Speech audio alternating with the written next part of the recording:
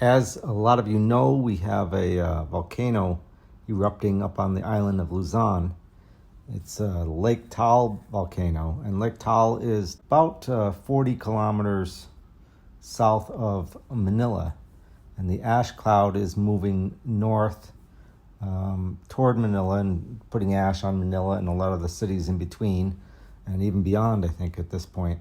And a little bit of background about this volcano. I went up there in May of 2018, and I climbed the volcano. It's actually a huge caldera that's about 25 miles wide, about 40 kilometers wide.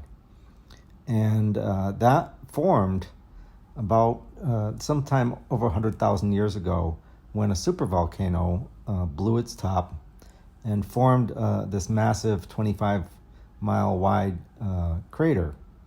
And the walls of the crater are 2,080 feet from the city of Tagaytay down to the water's edge.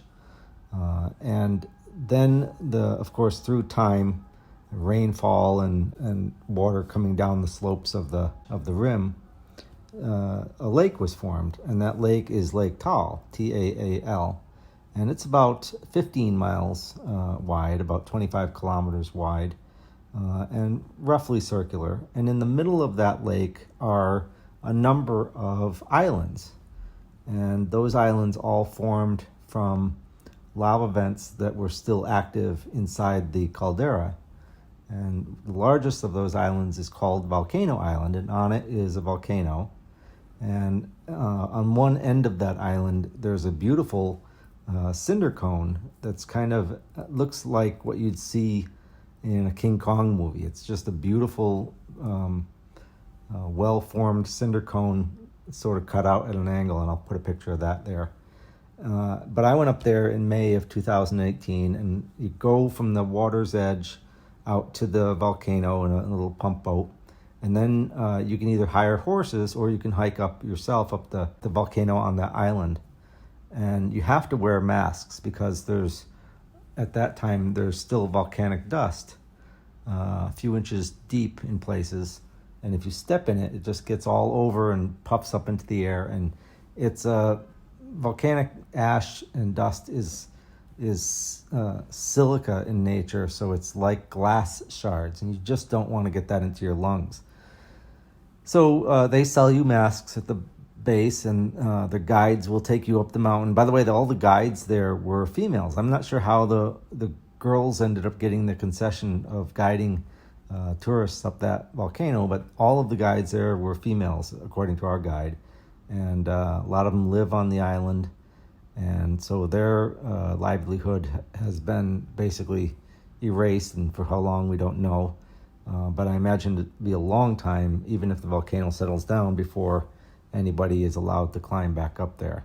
And so you get up to the top, and there's this lake within the caldera of the volcano on Volcano Island. So there's this lake in a volcano, and the volcano is on an island in a lake, and that lake, Lake Taal, is on the island of Luzon. So it's sort of this nested, sort of Russian doll nested situation there. And so I took some nice pictures of it. It's just a spectacular scenery up there. You see these, within the caldera on the volcano on that island. Even there, it's hundreds of feet along the rim of that caldera. So that in itself is a pretty spectacular volcano, and it's actually the lowest volcano in the world. The lake itself is at an elevation of only 5 feet above sea level.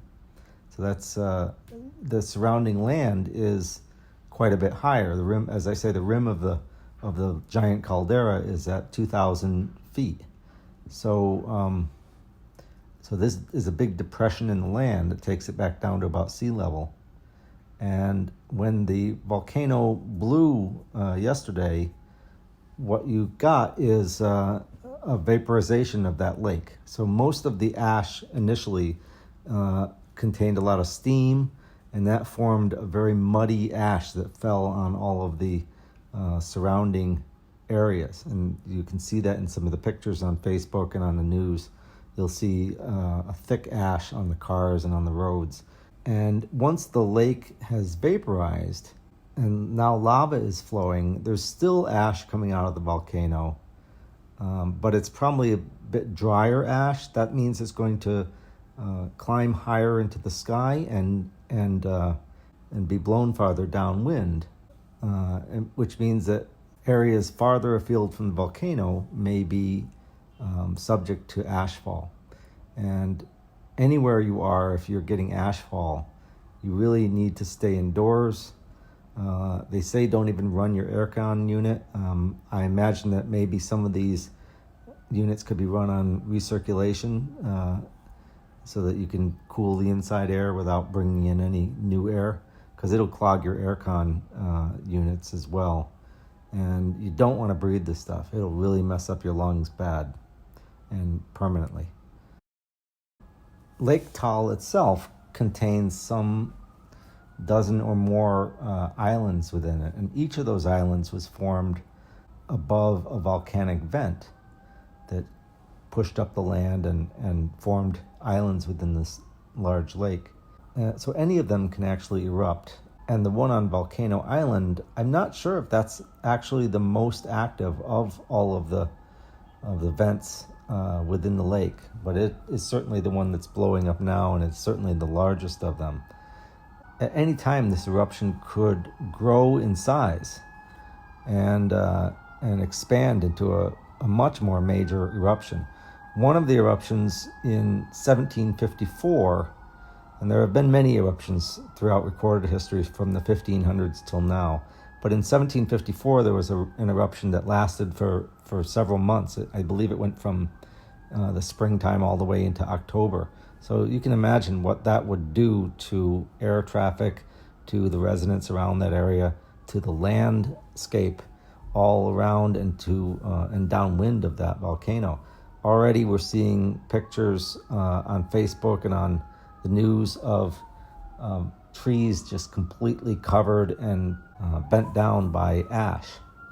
And you can just imagine a lot of the vegetation is going to die. Animals aren't going to fare well. If you have animals, you need to bring them inside, or you need to leave the area. And what defines the area is how big that ashfall plume is, how far it spreads according to winds, and how far the ash rises into the air, and obviously how big the volcanic eruption becomes. So that's a little bit of the background on what's going on there. And you saw some pictures here of what it looked like before, and of course you can find many pictures online of what it looks like now in that area.